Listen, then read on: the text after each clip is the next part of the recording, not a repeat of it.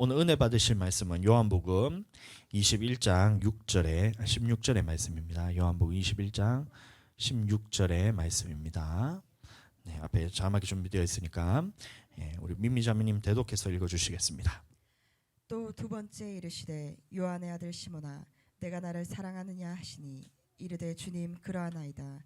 내가 주님을 사랑하는 줄 주께서 아시나이다. 이르시되 내 양을 치라 하시고. 아멘. 자, 우리 저번 주에 제가 말씀드린 것과 같이 예수님께서 이 베드로에게 질문하시는 장면입니다. 어떤 질문을 하시냐면 네가 나를 사랑하느냐? 그때 베드로가 대답하기를 네 주님, 내가 주님 사랑하는 것을 주님께서 아시나이다. 그때 예수님께서 말씀하시기를 네 어린 양을 먹이라 이렇게 말씀하셨습니다.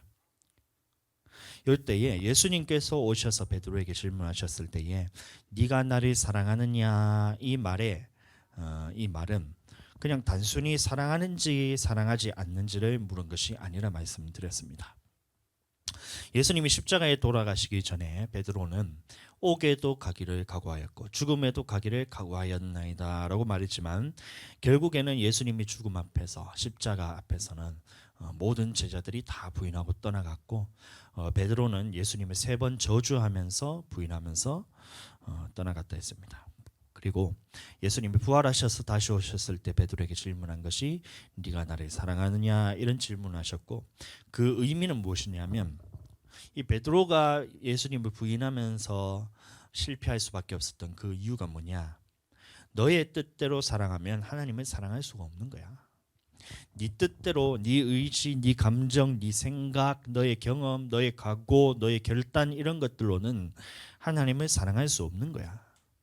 하나님을 사랑할 수 없는데 하나님을 사랑하는 방법이 있는데 한번 들어보겠니? 라는 이런 말씀이라는 의미라는 말씀을 드렸고 그 다음에 첫 번째로 예수님께서 베드로에게 말씀하시기를 네 어린 양을 먹이라 라는 말씀은 이 하나님을 사랑하는 방법인데 순전한 하나님의 말씀으로 먹여야 된다. 다시 말하면 하나님의 말씀으로만 우리 속에 채울 때에 우리는 하나님을 사랑할 수 있는 것이라고 함께 말씀을 나누었습니다. 그리고 오늘 두 번째 예수님이 베드로에게 동일한 질문으로 말씀을 하십니다. 네가 나를 사랑하느냐? 베드로에게 와서 질문합니다. 내가 나를 사랑하느냐? 이때도 마찬가지로 베드로가 사랑하는지 사랑하지 않는지를 물어보는 그런 질문이 아니는 겁니다. 왜냐하면 이 베드로가 예수님을 사랑하는 것은 예수님께서도 더 잘 아시거든요. 그러나 이 방법에 있어서는 사랑하는 방법이 잘못되었기 때문에 이 말씀의 의미 또한 제 전에 있던 말씀과 똑같이 베드로야 네가 하나님을 사랑하는 방법이 있는데 네가 예수님을 사랑하는 방법이 있는데 한번 들어보겠니? 라는 이런 말씀으로 들려야 된다는 거예요. 여러분들 우리는 하나님의 말씀을 들을 때 이 들을 수 있는 귀가 열려야 됩니다. 우리 교회 이름이 뭐예요? 넓은 마음 교회잖아요. 넓은 마음 교회가 그 넓은 마음이란 것이 듣지 못하는 사람들은 이 넓은 마음이라 생각할 때 어떤 마음을 가지냐면 어떤 생각을 갖냐면 야 목사님이 정말 마음이 넓은갑다. 뭐 얘기만 하면 다 들어주는갑다. 뭐 거절 안 하는갑다. 넓은갑다. 이렇게 생각하는데 이거는 이 말씀을 들을 줄 모른다는 겁니다. 저희가 이제 넓은 마음이라 했을 때는 하나님의 말씀을 근거로 넓은 마음을 우리가 교회 이름을 지었는데 시편 119편 32편의 말씀을 보시면 주께서 내 마음을 넓히시면 내가 주의 계명들의 길로 달려가리이다 이런 말씀이 있어요. 자 그래서 넓은 마음이란 뜻도 귀가 열리지 않으면 이게 들리지 않아요. 넓은 마음이란 것은 하나님께서 내 마음을 넓히시면 내가 주의 계명들의 길로 달려가리다. 이래서 그 넓은 마음이란 것은 하나님의 말씀을 들었을 때에 그것을 순종하는 마음을 보고 넓은 마음이라 그런 거예요. 그러니까 들의 귀가 열려야지 그것이 들리는 것처럼 여기서도 마찬가지로 네가 나를 사랑하느냐 내 양을 먹이라 내 양을 치라 내 양을 먹이라 이것도 이 하나님 앞에서 들의 귀가 열려야지 이 말씀의 의미가 무엇인지 알 수 있다는 겁니다. 저번 주에 우리가 이제 첫 번째 시간으로서 내 양을 먹이라 내 어린 양을 먹이라 했을 때 그것이 양을 먹이라는 것이 그냥 풀 뜯어 먹이라는 것이구나. 푸른 초장으로 가서 그냥 자유롭게 먹일 수 있도록 그렇게 생각하는 것이 아니고 하나님의 순전한 말씀으로 먹여라는 이 말씀이구나라는 이 말을 들었을 때 우리는 그만큼의 귀가 열리는 겁니다. 오늘도 마찬가지로 베드로가 이제 예수님 앞에서 네가 나를 사랑하느냐 했을 때 두 번째로 네, 양을 치라 했을 때는 이 말씀의 의미 또한 이제 하나님의 말씀 안에서 우리가 찾아봐야 된다는 겁니다. 아멘.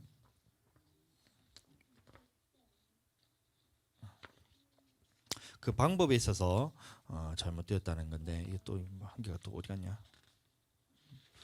이게 지금 없어졌는데 또 양면 복사가 됐네요. 자, 제가 읽어드리겠습니다. 그러면 그 두 번째 방법으로서 예수님의 대답이 내 양을 치라는데 이 내 양을 치라는 말은 뭐냐면 결론부터 말하자면 제자들이 배신하고 다 떠나더라도 끝까지 사랑으로 치라 이 말씀입니다. 끝까지 사랑으로 치라. 그것이 하나님을 사랑하는 방법이에요. 네가 하나님을 사랑하느냐? 네, 주님 그러합니다. 주님, 내가 주님 사랑하는 것을 주님이 더 잘 아십니다. 하는데 그 다음에 예수님이 말씀하신 것이 그 방법이 있는데 뭐냐? 네 양을 치라는 거예요. 네 양을 치라 이 말의 의미가 뭐냐면 이 배신하고 떠나더라도 제자들이 배신하고 다 떠나더라도 예수님은 끝까지 사랑으로 치는 모습을 보여준 것처럼 너희도 누군가 배신하고 떠나갔을 때에 상처를 주고 이렇게 했을 때에 끝까지 그 사람에 대해서 대적하지 말고 원망하지 말고 사랑으로 치라 이 말씀입니다. 자, 그렇다면 끝까지 사랑으로 치라는 이 말씀의 의미는 무엇일까요? 첫 번째는 뭐냐면 서로 용납하라는 것입니다. 에베소서 4장 2절과 3절의 말씀 한번 읽어주십시오. 모든 겸손과 온유로 하고 오래 참음으로 사랑 가운데서 서로 용납하고 평안에 매는 줄로 성령이 하나 되게 하신 것을 힘써 지키라. 아멘. 서로 용납하고 사랑 가운데서 서로 용납하라 이렇게 말씀하고 있습니다. 예수님께서는 이 공생의 기간 동안에 제자들을 얼마나 많이 가르쳤는지 모릅니다. 예수님이 제자 베드로를 처음에 불렀을 때부터 이제 공생의 사역이 이제 시작되고 있는데 끝날 때까지 예수님은 제자들에게 끊임없이 가르쳤어요. 특히 이 말세에 대해서는 십자가에 달리기 바로 직전까지 계속해서 가르쳤습니다. 누가복음 21장과 마태복음 24장에 보시면 말세에 관한 말씀이 나오는데 이 사람의 미혹을 조심하라라는 이 말씀으로부터 시작해서 너에게 환난이 있을 것인데 너희가 시험에 빠져서 서로 죽는 데 내어주고 이런 일들이 일어난다는 거예요. 많은 사람들이 사랑이 식어서 믿는 자들의 죽음에 내어주고 아비가 자녀들이 아비를 죽는 데 내어주고 이런 일들이 일어난다는 거예요. 환난이 이제 들어가게 되면. 그리고 그 환난에 대해서 이기기 위한 방법까지도 예수님이 다 말씀해 주셨는데 마태복음 24장 13절입니다. 그러나 끝까지 견디는 자는 구원을 얻으리라. 예, 끝까지 견디는 자는 구원을 얻으리라 이렇게 말씀하셨어요. 그러면 우리는 어떻게 이 환난 때에 견딜 수 있냐? 그것까지도 예수님은 다 말씀해 주셨어요. 어떻게 견뎌야 되냐면 그 밑에 말씀을 들어 쭉 보시면 유대에 있는 자들은 산으로 도망하고 이런 말씀이 있어요. 그래서 유대에 있는 자들이란 말은 뭐냐면 예수님을 믿는 사람들을 의미합니다. 그리고 산으로 도망하라는 이 말은 뭐냐면 교회 중심으로 살아라는 거예요. 이 말씀을 전에 이제 말씀을 나누었기 때문에 짧게 제가 하고 넘어가겠는데 유대에 있는 자들은 산으로 도망하고 이 말은 뭐냐면 예수님을 믿는 사람들은 교회 중심으로 살아라 이 말인 겁니다. 그리고 지붕 위에 있는 자들은 집 안에 있는 물건을 가지러 내려가지 말고 이렇게 말하고 있어요. 그럼 지붕은 무엇을 의미하냐면 이 당시의 기도의 장소를 의미합니다. 그러니까 기도 중심으로 살라 이 말인 겁니다. 그리고 밭에 있는 자는 겉옷을 가지러 뒤로 돌아가지 말고 이 밭은 무엇이냐면 하나님의 말씀이 뿌려지는 우리의 마음을 의미하는 거예요. 그러니까 말씀 중심으로 살아라. 끝까지 견디기 위해서는 너희가 어떻게 해야 되냐? 환난 때 믿음을 지키기 위해서는 우리가 어떻게 해야 되냐? 교회 중심으로 살고 기도 중심으로 살고 말씀 중심으로 살아라. 이것이 예수님께서 그 환난 때 이기는 방법까지도 다 말씀해 주셨다는 거예요. 끊임없이 제자들에게 가르칩니다. 누가복음 21장 36절. 이러므로 너희는 장차 올 이 모든 일을 능히 피하고 인자 앞에 서도록 항상 기도하며 깨어 있으라 하시니. 예, 항상 기도하면서 깨어 있으라 이렇게 말씀하십니다. 환난 때의 마지막 때에 이기기 위해서 말세의 환난 때를 이기기 위해서는 어떻게 해야 되냐? 너희가 항상 기도하면서 깨어 있으라. 교회 중심으로 살고 기도 중심으로 살고 말씀 중심으로 살아라. 이렇게 끊임없이 가르칩니다. 그리고 십자가에 달리기 전에 겟세마네 동산에서 예수님이 기도하십니다. 그때도 똑같이 가르치시는 거예요. 마태복음 26장 38절. 이에 말씀하시되 내 마음이 매우 고민하여 죽게 되었으니 너희는 여기 머물러 나와 함께 깨어 있으라 하시고. 나와 함께 깨어 있으라는 거예요. 왜 깨어 있으라고 말씀하셨어요?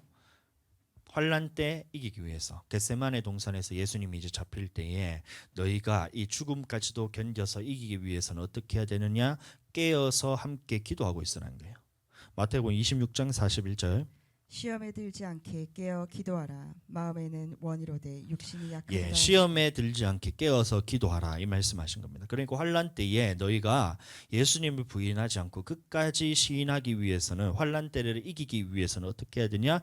시험에 들지 않도록 깨어 기도하라는 거예요. 마음에는 원이로되 육신이 약하도다. 그러니까 육신이 약하니 육신을 의지하지 말고 성령을 의지해서 깨어서 기도하라는 이 말인 겁니다. 성령으로서 기도하라 이 말인 겁니다. 그러니까 예수님은 십자가에 달릴 때까지 끊임없이 제자들을 가르쳤어요. 환난이 올 거야.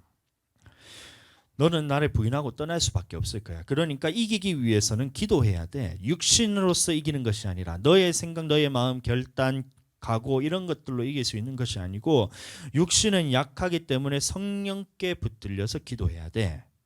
이런 말씀하신 겁니다. 그때 제자들은 어떻게 했어요?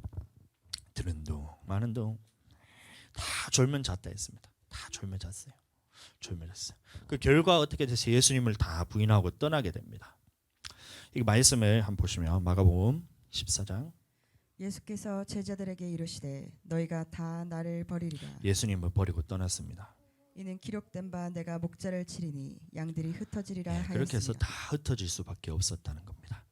그러니까 여기서 보시면 이 제자들이 부인하고 떠나는 모습에 우리가 집중할 것이 아니라 예수님은 우리 예수님의 모습에 집중해서 보시면 이 죽으시고 부활하신 후에 제자들에게 오셔서 예수님은 어떻게 하셨냐면 똑같이 가르치십니다. 죽기 전에 예수님이 공생의 기간 동안 제자들을 얼마나 많이 가르쳤는지 몰라요. 근데 제자들이 예수님이 죽음 앞에서 죽기까지 십자가에 달려서 돌아가실 때까지도 하나도 깨닫지는 못합니다. 그렇죠. 얼마나 많이 가르쳤는지 몰라요.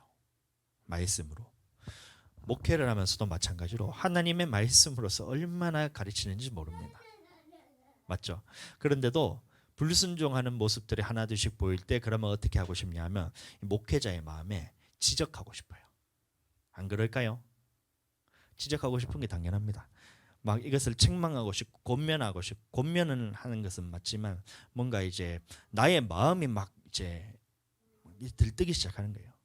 야, 이렇게 말씀을 전했는데 주일 성수에 대해서 그렇게 오늘도 보니까 이제 뭐 하는지 나니까 그 교회를 안 와.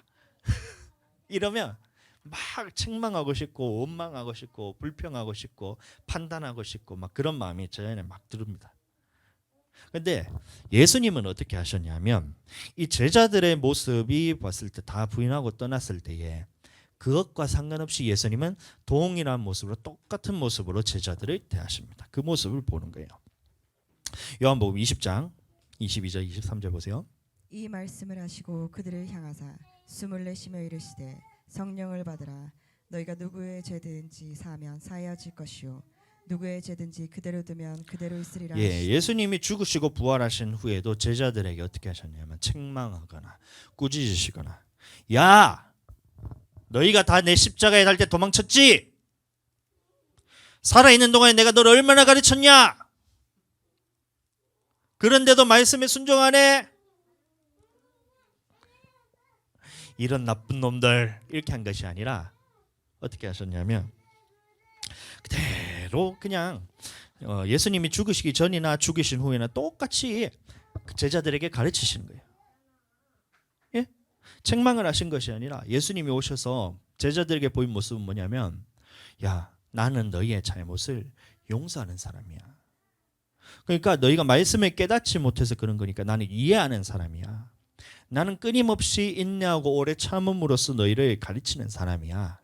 이렇게 예수님께서 본을 보이신다는 겁니다. 그러니까 누구든지 죄를 사하면 사하여질 것이고 누구의 죄든지 그대로 두면 그대로 있으리라. 그러니까 나는 죄를 용서하는 사람이야 라면서 예수님이 제자들이 도망갔을 때 그 모습을 보면서 나는 너희를 용서하는 사람이라면서 다시 가르칩니다.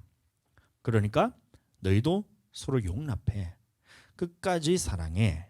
이것이 예수님이 보이신 본이고 이렇게 끝까지 서로 사랑할 때에 우리는 하나님을 사랑할 수 있다는 것입니다.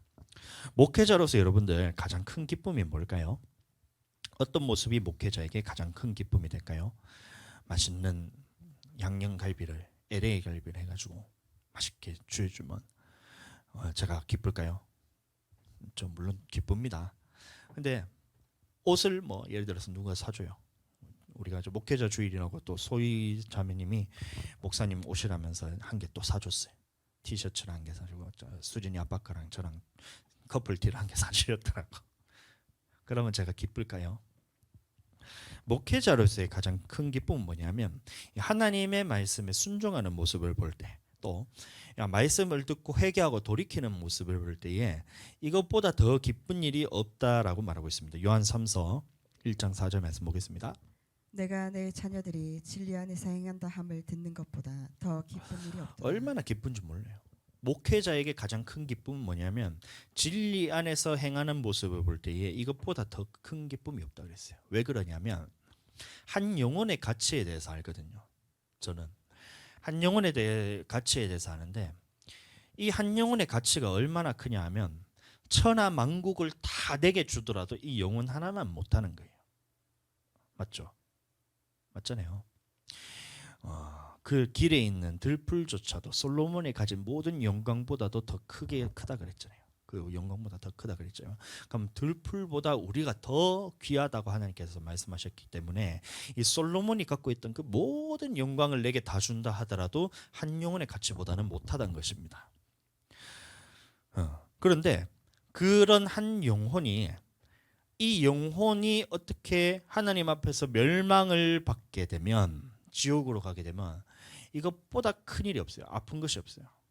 죽어가는 영혼들을 바라볼 때 이것보다 목회자의 마음이 아픈 것이 없습니다. 그런데 어떤 성도들이 하나님의 말씀을 듣고 깨닫고 돌이키고 그 말씀에 순종하는 모습을 딱 보면 어떻게 되냐면 이것보다 천하를 나한테 다 주는 것보다 훨씬 더 기뻐요. 100만 원, 1000만 원 뭐 나한테 뭐 집을 한 채 사준다 하더라도 그것보다 말씀에 순종하는 모습이 저는 더 기쁩니다. 이게 목회자입니다. 근데 반대로 이 목회자가 가장 마음이 아프고 힘들고 슬플 때가 언제냐면 이 불순종하는 모습이에요. 믿음에 걸려서 넘어질 때, 죄에 걸려서 넘어질 때 이런 모습을 보면 가장 힘들고 슬픈 일이 영혼이 죽어가는 것을 봐야 되잖아요. 영화나 아니면 드라마나 아니면 실제로 이제 삶에서도 죽어가는 사람을 옆에서 지켜보는 것만큼 이 고통스러운 게 없어요. 맞죠? 영화도 볼 때 누군가 희생해서 막 죽어가는 이런 모습들을 보면 영화를 보면 대신해서 이렇게 해가지고 캐리비안 해적본 마지막 편에 보면 이 아빠가 딸을 위해서 대신해서 죽고 막 이런 모습들을 보면 제가 이제 마음이 찡하잖아요. 여러분들도 찡하잖아요. 죽어가는 모습을 볼 때 옆에서 지켜보는 것만큼 이 고통스러운 게 없는 거예요. 특히 사랑하는 사람들이 죽어가는 모습들, 그것을 옆에서 보는 것, 이게 정말 슬프고 힘든 일입니다. 그런데 그것도 괜찮아요. 왜냐하면 이제 하나님께서 목회자로 세우셨을 때는 그것을 감당하기 위해서 그것을 감당할 수 있기 때문에 그것을 우리에게 주신 사명이기 때문에 감당하는 것입니다. 끝까지 가르치면 되는 거예요. 죄를 짓고 넘어진다 하더라도 끝까지 다시 가르치면 되는 겁니다. 마태복음 28장 20절 말씀 보시면 이런 말씀이 나옵니다. 내가 너희에게 분부한 모든 것을 가르쳐 지키게 하라. 볼지어다 내가 세상 끝날까지 너희와 항상 함께 있으리라 하시다. 예, 그러니까 많은 사람들이 이 말씀을 볼 때에 내가 너희에게 분부한 모든 것을 가르쳐 지키게 하라 이렇게 하면 사람들이 열심히 공부하는 거예요. 그래서 열심히 공부시키고 제자 훈련, 말씀 훈련하면서 이렇게 공부하면서 가르치는 것을 보고 한번 가르치고 난 다음에 야 됐다, 나는 가르쳤기 때문에 끝이다. 가르쳐 지키라 했기 때문에 나는 가르쳤기 때문에 이제 끝이다. 이렇게 생각하는데 그것이 아니고 이 말의 의미는 뭐냐면 그 너희에게 분부한 모든 것을 가르쳐 지키게 하라. 이 말은 뭐냐면 지킬 때까지 가르치라는 거예요. 이해가 되세요? 한번 얘기해서 안 들으면 그걸 가지고 네가 막 속상해하거나 그렇게 하지 말고 주일 성수에 대해서 얘기를 했다고 한 번 했다고 끝나는 것이 아니라 이것이 내 삶이 되도록 나의 이것이 인생이 되도록 내 모든 것이 되도록 주의 성수라는 이 개념에 대해서 성경과 똑같이 될 때까지 가르쳐 지킬 때까지 가르쳐라. 지킬 때까지 가르치라는 거예요. 한 번 가르치고 그런 것이 아니라 11조 마찬가지입니다. 주의 성수 마찬가지고 미워하지 말라 이 말씀도 마찬가지고 음욕 불지 말고 막 물질이 우상되지 말고 성령 충만하고 말씀 중심 기도 중심 교회 중심으로 살라. 이것을 나의 삶이 돼야 돼요. 인생이 되고 나의 모든 생각이 되고 움직이는 모든 원동력이 돼야 돼요. 그때까지는 어떻게 해야 되냐면 지킬 때까지 계속해서 가르치는 겁니다. 그러니까 단순하고 지속적으로 반복하면서 계속해서 말씀을 집어넣는 겁니다. 주의 성수. 11조의 말씀에 대해서 매번 제가 얘기하잖아요. 11조에 대해서 우리가 한 번 말씀을 들었다고 이것이 내 것이 되었다고 생각하시면 안 됩니다. 말씀을 듣고 한 번 했다고 이것이 나의 말씀이 된 것이 아닙니다. 이것이 빼앗길 수도 있어요. 그렇지 않나요? 나는 지금 이렇게 믿음 가지고 사는 것 같지만 언젠가 누군가에 의해서 마귀에 의해서 또 다른 사람의 말하는 것들에 의해서 말씀을 빼앗길 수도 있어요. 그러니까 끊임없이 가르치는 거예요. 11조에 대해서. 하나님의 말씀하시기를 11조는 뭐냐면 10분의 1은 원래 하나님의 것이고 이것을 하지 않으면 하나님 앞에서 도둑질하게 되는 것이고 예수님께서도 말씀하시기를 뭐냐면 너희가 박하와 회양과 근처의 11조는 드리되 더 중한 바 의와 인과 신은 버렸도다. 그렇지만 어떻게 하라 했냐면 예수님께서는 어떻게 하냐면 이것도 행하고 저것도 버리지 말라 했잖아요. 그러니까 이것이 뭐예요? 이것은 뭐예요? 의와 인과 신, 믿음과 정의와 긍휼을 그것도 행해야 된다는 거예요. 그 다음에 저것도 행하란 말은 뭐냐면 11조도 하라. 예수님이 이렇게 말씀하셨다면 우리는 그 말씀에 따라서 11조를 하는 것이 맞구나. 하나님의 말씀에서 맞구나. 이것이 나의 그 삶이 되어야 된다는 거예요. 누군가 11조에 대해서 잘못된 얘기를 하는 거예요. 구약에서는 제사장을 먹이기 위해서 하는 것이 주의 종이 제사장이 아니지 않느냐 이렇게 얘기하는데 그럼 그럴 때는 우리가 어떻게 해야 돼요? 말씀으로 또 찾아봐야 돼요. 말씀을 찾아봤을 때 제사장이 무슨 역할을 했어요? 무슨 역할을? 하나님의 말씀을 가지고 성도들에 가르치는 역할을 했잖아요. 그럼 제사장이 오늘날 비록 우리가 이 죄를 대신해서 사해 줄 수 있는 그 제사장의 역할은 지금 예수 그리스도로 없어졌지만 하나님의 말씀을 선포하고 가르치는 이 역할을 하는데 전임으로서 온 모든 레위인들은 기업이 없다는 것처럼 말씀과 기도에 전무하면서 영혼을 살리는 데 집중하는데 그럼 나머지 부분들에서는 감당을 해야 되잖아요. 그러니까 그런 부분에 대해서 싹 성경과 다른 말을 하니까 교회에서는 목사님들이 일해야지 무슨 11조를 받아먹는 목사님의 돈 밝히는 막 이런 식으로 잘못된 사상을 다 집어넣잖아요. 잘못된 사상을 집어넣을 때 사람들이 얕은 지식으로 가르치지 않습니다. 굉장히 공부를 많이 해서 자기의 이런 빠져나갈 수 없는 이런 지식의 틀을 만들어 놓고 선포를 하는 거예요. 그러면 어떻게 해요? 사람들이 그 하나님의 말씀 안에서 찾지 않으면 굉장히 좋은 말로 들리고 목사님들이 욕심이 없는 것 같고 그렇게 들리는 겁니다. 그러니까 오늘날 교회들이 문을 닫는 거예요. 한번 생각을 해보세요. 목사님들이 목회에 집중하지 않고 일하면서 월화수목금 일하러 다니면서 토요일에 준비하고 주일날 땡 해서 주일날 예배드리고 또 월요일부터는 월급쟁이가 된다. 한번 생각해 보세요. 먹고 살기 위해서. 그러면 영혼들을 언제 살릴 거예요? 언제 살려? 시간이 남아서 살린다고요? 아닙니다. 온 전신을 목회에 집중해도 될 듯 될똥 말똥인데 이 생계가 자꾸 걱정이 되는 거예요. 생계가 참 안타까운 말씀이 믿음이 있다고 하는 사람들도 이 목사님들이 이중직 이러면서 막 사람들이 목사님들이 일하는 것을 막 미덕으로 합니다. 왜 그러냐면 하나님의 말씀에 대해서 제대로 전하지 않기 때문에 결과물로 따라오는 거예요. 네, 그렇다는 겁니다. 저는 앞으로도 일하고 싶은 마음이 전혀 없어요. 왜냐하면 성도들 영혼 살리는데도 바쁘거든요. 온적일 말씀하고 기도하고 그다음에 성도들이 어떻게 잘 되고 있냐, 잘 되고 잘 못 되고 있냐. 지금 2명 있는데도 저희 성도가 지금 하나, 그다음에 소희, 그다음에 저기 2명, 그 아기들 2명 이렇게 있잖아요. 4명이잖아요, 4명. 그럼 우리 가족까지 해봐야 8명이잖아요, 8명. 간강이까지 해서 다 해서 8명입니다. 근데 8명을 책임지는데도 진짜 온 전신이 다 거기 쏠리는 거예요. 진액이 다 빠져요. 10명, 20명, 만약에 30명이 된다. 그러면 하루 종일 뭐 성도들 만나면서 그 영혼 챙기는데도 힘이 쫓길 것 같아요. 그러니까 조금 이제 규모가 있는 교회 목사님들을 보시면 새벽이든 막 밤중이든 막 성도가 부르면 달려가는 겁니다. 기도해 주러 가야 되고.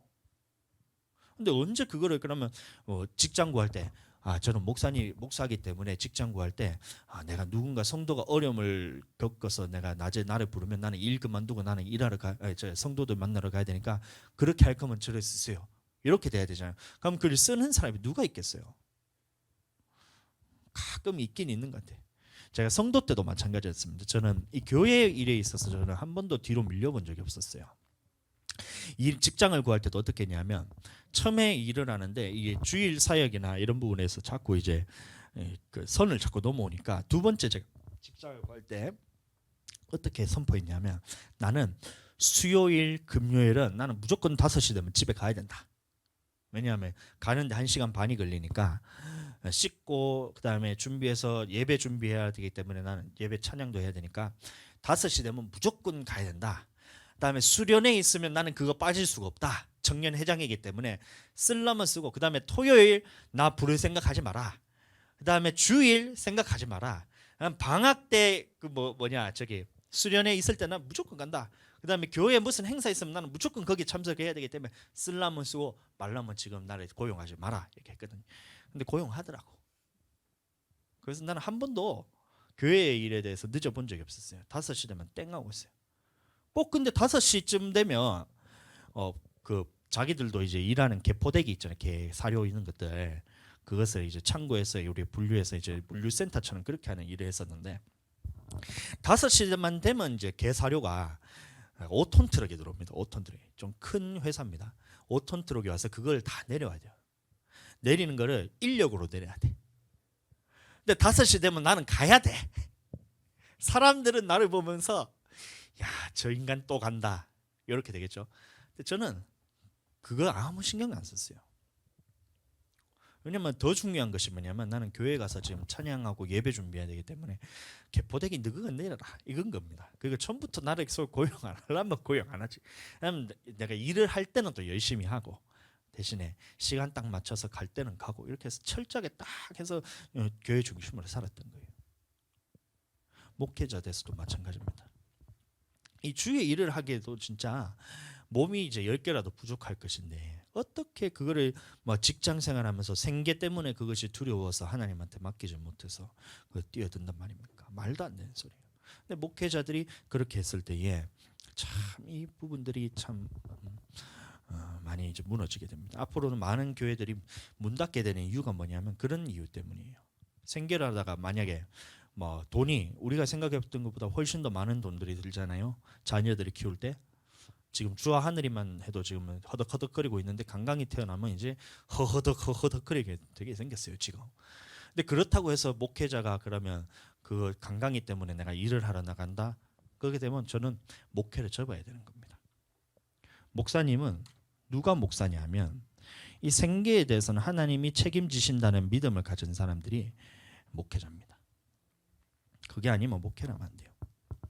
여러분들 이렇게 이제 목회를 해야 되는 것인데 목사님들이 이제 언제 가장 기쁘냐 했을 때 성도들이 이제 말씀을 순종했을 때, 그 다음에 이 성도들이 회개하고 돌이켰을 때, 그리고 가르쳐 지키게 하라는 말은 뭐냐면 이게 지킬 때까지 가르치라 했을 때 그것을 돌아서고 하나님 앞에서 딱 다시 순종하는 모습을 보일 때 이게 목사님들의 마음에는 가장 큰 기쁨이 되는 거예요. 그렇게 되길 축복합니다. 이제 화요일부터 이제 양육반이 개설되는데 꼭 그거를 귀한 시간으로 들으시기 바랍니다. 했던 말 또 하네, 했던 말 또 하네 그게 아니고 했던 말 또 하는 이유가 뭐냐면 아직까지 그것이 나의 삶이 되지 않기 때문에 했던 말에 또 하는 거예요. 맞죠? 그러니까 그 말씀에 대해서 귀하게 여기시기를 축복합니다. 그런데 많은 목회자들이 실수하는 것이 뭐냐면 성도들이 따라올 때는 기쁨으로 잘 감당을 해요. 순종하는 모습을 볼 때 기쁨으로 감당을 합니다. 그리고 불순종하고 죄에 빠졌을 때도 그것을 감당을 잘합니다. 안타까운 마음으로써 옆에서 기도해 주면서 불순종할 때도 마음은 아프지만 감당을 잘해요. 안 그러면 어떻게 하겠어요? 제가 목회를 때려치울 수 있는 것도 아니고 감당을 해야 되잖아요. 그러니까 주님 힘 주시옵소서. 내가 연약하지만 주님이 도와주시옵소서. 맡겨드리는 거예요. 지금도 맡겨드립니다. 그냥. 근데 언제 목사님들의 마음, 목회자들의 마음이 무너지냐면 이 성도들이 배신하고 떠나갈 때 마음이 많이 무너져요. 저도 이런 경험이 있는데 제 경험으로서 이 성도들이 아니면 믿는 자들이 영혼이 내가 관리하고 있던 이 영혼이 떠나가잖아요. 그러면 어떤 느낌이 드냐면 심장을 후벼 파는 느낌이 들어요. 실제로 몸에. 그냥 마음이 참 비유적으로 이 마음을 후벼 파는 느낌이구나 이런 생각을 그냥 이미지로 그렇게 한 것이 아니라 진짜 몸이 아파요.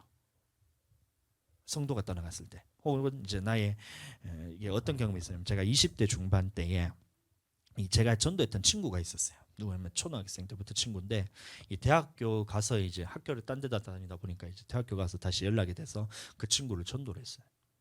이 전도를 해서 굉장히 열심히 있게 정말 말씀도 누구보다 잘 보고 기도도 열심히 하고 그다음에 신앙생활도 예배도 정말 열심히 철저하게 하는 이 친구가 있었는데 무슨 일인지도 아직까지도 모르겠어요. 근데 어느 날 갑자기 저한테 연락이 오더니만 쌍욕을 하면서 2번 다시 연락하지 말하면서 막 그런 식으로 저한테 오는 거예요. 저는 무슨 일인지도 아직까지도 몰라요.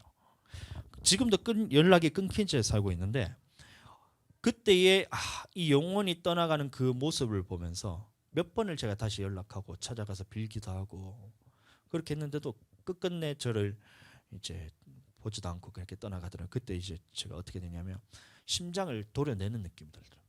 진짜 몸이 너무 아파요. 아무것도 안 하고 밥도 안 넘어가고 머리엔 탈모가 그때 생겼잖아요. 탈모가 머리엔 탈모가 생기고 아니 웃을 일이 아니에요. 탈모가 생겼다는 게 그 웃기세요? 그 일 때문에 탈모가 생겨가지고 제가 여기 뭐 지금도 보면 듬성듬성한데 그 때문에 제가 탈모가 생겼어요. 지금은 조금 나아졌지만 근데 일상생활이 안 될 정도로 충격을 받아가지고 막 생각에 꼬리를 먹는 내가 뭘 잘못했지? 어디서부터 잘못했지? 얘가 지금 나를 이렇게 욕하고 저주하면서 떠나가는데 교회에 대해서는 아직 2번 다시 안 본다는데 야 내가 이 영혼에 대해서 잘못 관리했는데 어디서부터 잘못했지 이러면서 밑도 끝도 없이 꼬리에 꼬리를 물면서 나의 생각을 다 장악해 나가더라고요. 마귀가 주는 생각이 야 이 영혼 하나 챙기지도 못하는 머저린가? 바보 멍청인가? 이런 생각이 들면서 자책하면서 얼마나 울고 불고 주님께 매달렸는지 몰라요. 그런데 그 다음 단계가 뭐냐면 이 생각이 막 나를 자책하는 이 단계가 딱 넘어서니까 그 다음 단계가 어떤 마음이 드냐면 그 친구에 대한 원망이 자꾸 내 안에 들어오더라고요. 원망. 야 내가 그 친구한테 해준 게 얼만데 내가 니한테 얼마나 이게 많이 노력을 하고 너에게 내가 사랑을 주고 관심도 주고 살리기 위해서 상담도 하고 내가 얼마나 했는데 나한테 이럴 수가 있어. 이 생각이 드는 거예요. 배신하고 떠나? 야 하나님을 배신해? 네가 그렇게 신앙생활 잘하다가 하나님을 배신해? 네가 어디 한번 잘 되는가 보자. 원망, 그다음에 불평, 저주하는 마음. 이런 마음이 나를 완전히 장악하려 하더라고요. 이 생각이 들어오니까 견디지를 못하겠어요. 내 진짜 진액이 다 마르고 뼈가 마르는 느낌이에요. 달라붙는 느낌이에요. 살이 막 진짜 막 진짜 녹아내리는 느낌입니다. 이게 마귀에게 장악당하니까 그렇게 된다는 거예요. 이게 마귀가 노리는 거예요. 예수님께도 똑같이 공격했습니다. 제자들이 예수님이 평생을 가르치고 돌보고 말씀으로 먹이고 예수님의 모든 것을 다 내어줬는데 제자들이 다 예수님을 떠나가는 거예요. 예수님을 떠나가는데 그냥 떠나간 것이 아니라 저주하면서 떠나갔다는 거예요. 특히 가장 수제자라고 불렸던 베드로가 예수님을 3번 부인하면서 저주하면서 떠나갔다는 거예요. 그때 예수님의 마음에 무슨 마음이 드냐면 마귀가 집어넣습니다. 똑같이 집어넣습니다. 너 속상하지? 너 원망스럽지?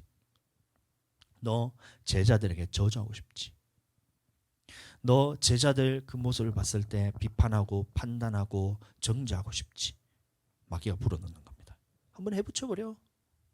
제자들이 잘못했잖아. 어떻게 하나님의 아들인데 저주를 할 수 있어? 야, 저놈들은 진짜 야, 너의 모든 것을 다 내줬는데 저주하고 떠난 거 보니까 저놈들은 죽어도 싸. 원수 중에 원수 아니야? 이렇게 얘기하는 거예요. 마귀에게 미혹을 집어넣는 겁니다. 예수님이. 아예 반대로 예수님에게 마귀가 미혹을 집어넣는 거예요. 우리에게도 이럴 때가 있습니다. 여러분들. 성도들에게 먹이고 이번 주에도 참 물놀이 얼마나 신나게 잘했어요. 코스트코까지 데리고 가가 튜브 사고 수영장 사고. 수영장 샀다니까 생각난다. 그거 보고 누가 딱 이제 그 또 후원을 해주셔가지고 찬조를 해주셔가지고 저희 옥상에 보면 이 파라솔 테이블 있는 파라솔 저희 옥상에 설치해놨습니다. 그 다음 수영할 때는 진짜 신나게 그늘진 곳에서 이제 아주 신나게 잘할 수가 있어요. 튜브도 이제 장모님이 이제 돌고래 이따만한 튜브 그 2개를 줘가지고 돌고래 하나 상 하나 이래 가지고 물놀이 할 때 이제 막 신나게 막 그렇게 하는데 막 그게 중요한 게 아니고 내가 이렇게까지 해줬는데 너가 나를 배신하고 떠나. 원망스럽고 판단하는 마음이 들고 정죄하는 마음이 들고 이거는 마귀가 집어넣는 거예요. 예수님도 똑같이 하셨다는 거예요. 예수님도 똑같이 마귀에게 공격을 받았다는 겁니다. 그때에 예수님이 말씀하신 겁니다. 요한복음 21장 16절. 또 두 번째 이르시되 요한의 아들 시몬아 내가 나를 사랑하느냐 하시니 이르되 주님 그러하나이다. 내가 주님을 사랑하는 줄 주님께서 아시나이다. 이르되 내 양을 치라 하시고. 아멘. 그러니까 예수님에게 마귀가 공격했을 때 예수님이 대답은 뭐냐면 너희가 저주를 하고 떠날지라도 배신을 하고 떠나고 원수같이 할지라도 끝까지 사랑으로 치라. 이 말이 예수님의 대답이었던 거예요. 내 양을 치라. 이 말이 뭐냐면 양들을 그냥 후드려 패서 치라 이 말이 아니고 배신하고 떠날지라도 저주하고 떠날지라도 원수같이 하고 너를 공격하고 떠날지라도 끝까지 너는 사랑으로 주라. 예수님이 하신 것처럼 제자들이 다 도망갔어요. 얼마나 평생을 제자들에게 자기의 모든 인생을 통틀어서 가르쳤음에도 불구하고 제자들이 모습을 봤을 때 십자가 앞에 달려서 돌아가셨을 때에 다 도망가고 베드로라는 이 수제자는 저주하면서까지 예수님을 떠나갔잖아요. 그럼에도 불구하고 사랑으로 끝까지 치는 모습을 내가 본을 보이니까 너희도 사랑으로서 끝까지 양들을 치라 이렇게 말하고 있는 거예요. 아멘. 우리도 마찬가지입니다. 성도들 그다음에 혹은 우리가 믿는 사람들 아는 사람들 옆에서 이제 봤을 때 목회자와 성도들 간의 관계에서뿐만이 아니라 성도들 간의 관계에서도 마찬가지고 모든 사람과의 관계에 있어서 내가 얼마나 해줬느냐 이거는 네가 신경 쓸 것이 아니다. 그럼 그 사람이 배신하고 떠나든 저주하고 떠나든 원망하고 떠나든 원수같이 하고 떠나든 그거는 네가 신경 쓸 것이 아니야. 그거는 마귀가 주는 거야. 그러니까 그것에 신경 쓰지 말고 너는 네 할 일을 해. 그게 뭐냐? 끝까지 사랑으로서 쳐. 그래야 네가 하나님을 사랑할 수 있어. 이 말씀을 하신 거예요. 요한일서 3장 16절 말씀 보세요. 그가 우리를 위하여 목숨을 버리셨으니 우리가 이로써 사랑을 알고 우리도 형제들을 위하여 목숨을 버리는 것이 아멘. 마땅하니라. 그가 우리를 위하여 목숨을 버리셨다라고 말하고 있는데 그가 누구예요? 그는 누구냐면 예수 그리스도잖아요. 여기서 우리는 누구예요? 그러면 우리 나예요. 그냥 나. 그것이 아니고 여기서 말하는 우리가 누구냐면 로마서 5장 10절 말씀 보세요. 곧 우리가 원수 되었을 때 그의 아들이 죽으심으로 말미암아. 원수입니다. 원수. 사랑하는 나의 자녀를 위해서 목숨을 버린 것이 아니라 원수 같은 나를 위해서 예수님이 죽으셨다는 거예요. 그가 우리를 위하여 목숨을 버리셨나니 이것이 사랑이란 것입니다. 사랑하는 자들을 위해서 사랑한 것이 아니고 하나님의 자녀이기 때문에 사랑한 것이 아니고 원수와 같은 자녀고 그다음에 마귀 사단의 자녀고 예수님 앞에서는 정말 이것을 어떻게 견딜 수 없는 죄인이에요. 죄인. 괴수 중에 괴수. 원수 중에 원수. 그런 나를 위해서 예수님이 죽으셨다는 거예요. 그러니까 예수님이 우리가 원수 되었을 때에 우리를 위해서 죽으신 것처럼 우리 또한 어떻게 하라고 말씀하셨냐면 형제들이 원수 같은 짓을 하더라도 그들을 위해서 목숨을 버리는 것이 마땅하다는 겁니다.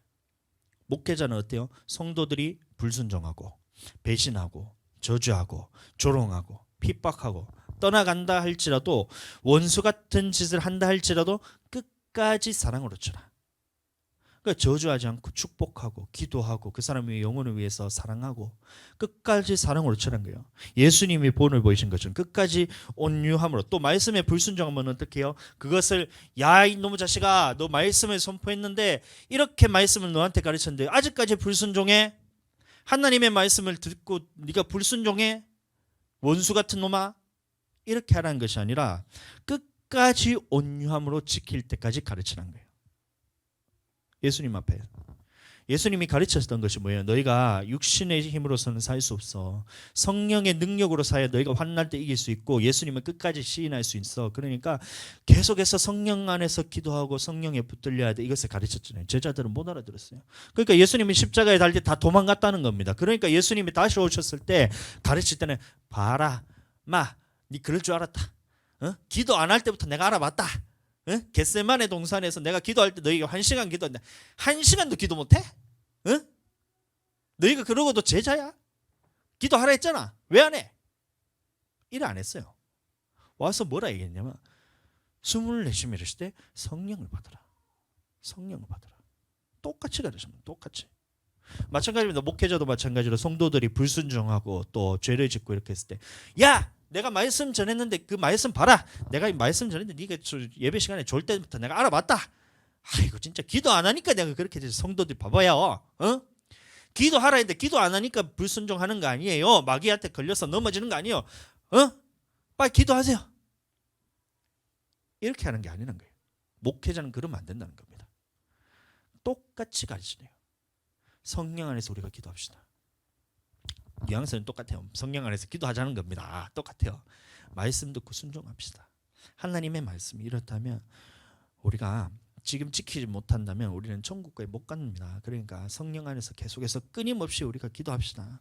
지킬 때까지 계속해서 옆에서 보듬어 주고 달래고 어르고 막 말씀을 전하고 뭐 이렇게 해주는 거예요. 기도하고. 그러면 성도는요. 목회자는 그렇게 해야 돼. 성도는 헐뜯고 그래도 돼요? 비난하고 판단하고 정죄하고 미워해도 돼요? 아니에요. 받아주라입니다. 그러니까 사랑으로서 온유함으로써 그 영혼을 받아줘야 돼요. 믿음 없는 말을 할지라도 참 잘하고 있다. 정말 잘하고 있다. 우리가 봤을 때는 정말 믿음 없는 거예요. 참. 근데 하나님이 보셨을 때는 그 모습을 보고 받아줘요. 용납하는 거예요. 용납하고 가끔 이게 진짜 정말 터무니없는 일들을 벌이고 있는데도 그 모습을 봤을 때 판단하고 정죄하고 비판하지 말고 끝까지 어떻게 해야 돼요? 사랑으로서 받아주고 용납하고 세워주고 잘한다 하고 이렇게 해서 영혼들을 세워갈 때에 그 모습을 우리에게 요구하시는 것이 오늘 사랑으로 치는 거예요. 내 어린 양을 치라는 말씀이에요. 누가복음 6장 32절. 너희가 만일 너희를 사랑하는 자만을 사랑하면 칭찬받을 것이 무엇이냐? 죄인들도 사랑하는 자는 사랑하느니라. 너희가 만일 선대하는 자만을 선대하면 칭찬받을 것이 무엇이냐? 죄인들도 이렇게 하느니라. 너희가 받기를 바라고 사람에게 구워주면 칭찬받을 것이 무엇이냐? 죄인들도 그만큼 받고자 하여 죄인에게 구워주느니라. 오직 너희는 원수를 사랑하라. 아멘. 그러니까 사랑하는 자만을 사랑하는 것은 죄인들도 한다는 거예요. 선대하는 자만을 선대하면 그것도 죄인들도 그렇게 하는 거예요. 받기를 위해서 구워주면 죄인들도 한다는 거예요. 그러니까 예수님이 우리에게 요구하시는 것은 뭐냐면 원수라 할지라도 원수를 사랑하는 거예요. 원수를 사랑하라. 하나님이 받으신 것은 원수를 사랑하는 거예요. 옆에 원수 같은 사람 한번 쳐다보세요. 옆에 원수가 있는가 없는가. 아내는 남편이 원수라 그러고 남편은 아내가 원수라 그거 아니죠. 원수 아니잖아요. 자녀가 자식이 원수고 이런데 원수 아니잖아요. 진짜 원수 같은 사람 한번 생각해보세요. 저는 생각해도 없어요. 별로 안 미워. 왜냐하면 내가 그 옆에 딱 나눠봐야 그 사람이나 나나 똑같이 하나님 앞에서 죄인인데 누가 죄를 뭐 지적하고 누가 죄를 저 사람 보고 판단할 수 있겠어요? 내가 더 큰 죄인인데. 별로 미워하지가 않아요. 저는 미움이 안 들어요. 누구를 미워하고 싶은데도 잘 안 들어와. 저는 원수를 사랑하는 이유가 있는데 왜 그러냐면 악을 악으로 갚는 것은 이게 마귀가 원하는 겁니다. 맞죠?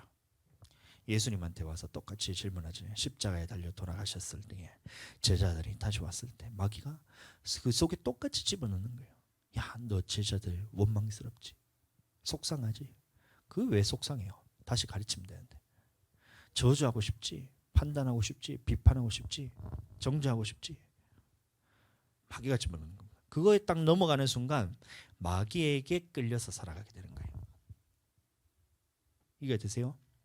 그러니까 원수라 할지라도 그 사람에 대해서는 하나님께 맡겨드리고 나는 끝까지 사랑으로 주면서 사랑하면서 이 사랑으로 베풀 때에 그 모습을 하나님 보셨을 때 나는 마귀에게 넘어가지 않고 하나님 안에 붙들려 있는 겁니다.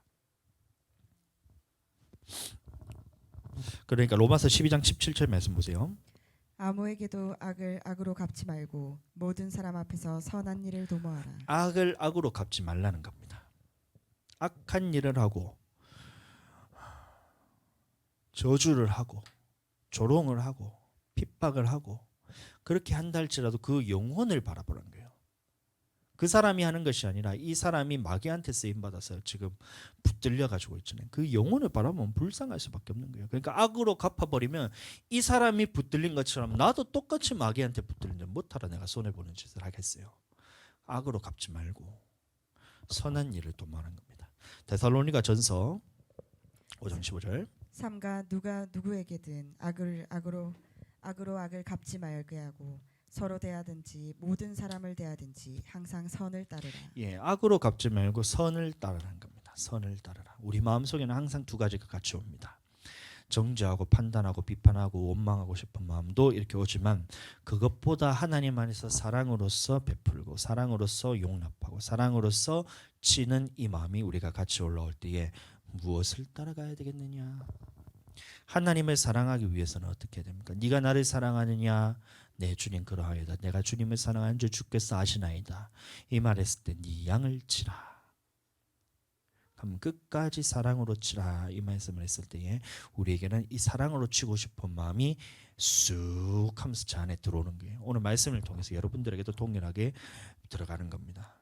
이 마음을 따라갈 것인지 아니면 지금까지 해왔던 것처럼 누군가 나에게 원수 같은 짓을 했을 때에 정죄하고 싶고 판단하고 싶고 이것을 비판하고 싶고 저주하고 싶고 원망하고 싶은 이 마음을 따라갈 것인지 여러분들에게 선택에 달려있던 거예요. 그러나 하나님께서는 악으로 악을 갚게 하지 말고 항상 선을 따르라 라고 말하고 있는 것입니다.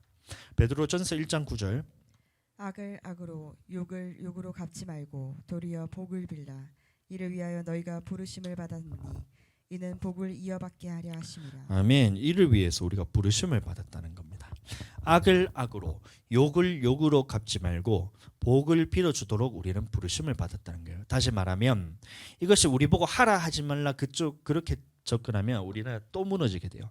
이 말이 뭐냐면 하나님의 사람으로서 너희는 마귀에게 넘어가지 마라. 나는 너를 사랑하는 사람이다. 하나님이 보셨을 때 나를 너무 사랑하기 때문에 너만은 마귀에게 넘어가지 말고 하나님한테 붙들려서 천국 가는 자가 되라. 이 말인 겁니다. 악을 악으로 욕을 욕으로 갚지 말고 이 말이. 아멘. 도리어 복을 빌라. 하나님이 하신 것처럼 예수 그리스도께서 제자들 앞에서 하신 것처럼 또 우리도 마찬가지로 그런 원수 같은 놈이 있다 할지라도 그 사람들을 위해서 복을 빌라는 거예요. 마태복음 5장 44절. 나는 너희에게 이르노니 너희 원수를 사랑하며 너희를 박해하는 자를 위하여 기도하라.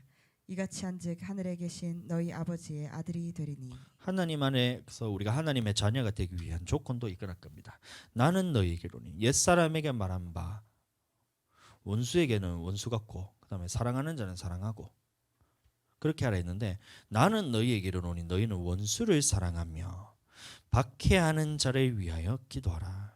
예수님이 우리에게 완성시키신 율법이라는 겁니다. 원수를 사랑하며 나를 사랑하는 자만 사랑하면 그것이 상받을 것이 무엇이겠느냐. 그러니까 너희는 원수를 사랑하는 거예요. 원수를 사랑. 왜요? 예수님께서 우리가 원수 되었을 때 우리를 사랑하신 것처럼 너희도 마찬가지로 형제들을 봤을 때 원수 같은 놈이라 할지라도 예수님이 하신 그 사랑처럼 원수도 사랑하고 박해하는 자를 위해서 기도하라. 왜 그래요? 박해하는 자가 이미 마귀에게 붙들려 가지고 이 영혼이 지금 지옥으로 가고 있잖아요. 안 그래요? 나를 박해해요. 믿는 자들을 박해해요. 공격하고 핍박하고 이렇게 해요. 왜 그래요? 마귀 사단한테 지금 쓰임 받고 있잖아요. 이 꽃 예쁘네요. 이 뭐야? 새로 처음 봤네. 방금 봤네. 뭐 새로 생긴 꽃이 하나 생겼네. 너무 이쁘네. 약간 뭐 이 복숭아 말려놓은 그런 맛 냄새 나고 작약 너무 이쁘다. 좀 갑자기 보여가 그랬는데 그게 아니고 원수 같은 놈이 나를 공격할 때 왜 그래요? 왜 공격해요? 얘가 지금 마귀 사단에 쓰임 받기 때문에 나를 공격하잖아요. 그럼 그 영혼은 지금 지옥 갈 수밖에 없잖아요. 얼마나 불쌍해요. 그러니까 그 사람들을 위해서 기도를 해야 된다는 거예요. 그러니까 이렇게 한즉 하늘에 계신 너희 아버지의 아들이 되리니. 이렇게 해야 하나님의 자녀란 겁니다. 그리고 이것을 위해서 우리가 부르심을 받았다는 거예요. 그렇게 우리는 형제들 또 성도들 비판하지 말고 나를 배신하고 떠나고 저주하고 떠나고 핍박 조롱 아무리 가르쳐도 불순종하면서 또 이렇게 해서 믿음 없는 소리를 한다 할지라도 그것을 용납하고 끝까지 사랑으로서 치게 되기를 예수님으로 축복합니다. 예수님께서 베드로에게 물으셨던 것이 바로 그겁니다. 네가 나를 사랑하느냐 했을 때 하나님을 사랑하는 방법이 있다는 겁니다. 하나님을 사랑하는 방법이 있는 것인데 그때 예수님이 하신 말씀이 네 양을 치라라는 말씀이었던 거예요. 그러니까 원수같이 저주하고 너를 떠나간다 할지라도 끝까지 너는 사랑으로 치라. 끝까지 사랑으로 치라. 이럴 때 우리는 하나님을 끝까지 사랑할 수 있다는 겁니다. 그렇게 하나님을 사랑하는 여러분들이 되기를 예수님 이름으로 축복합니다.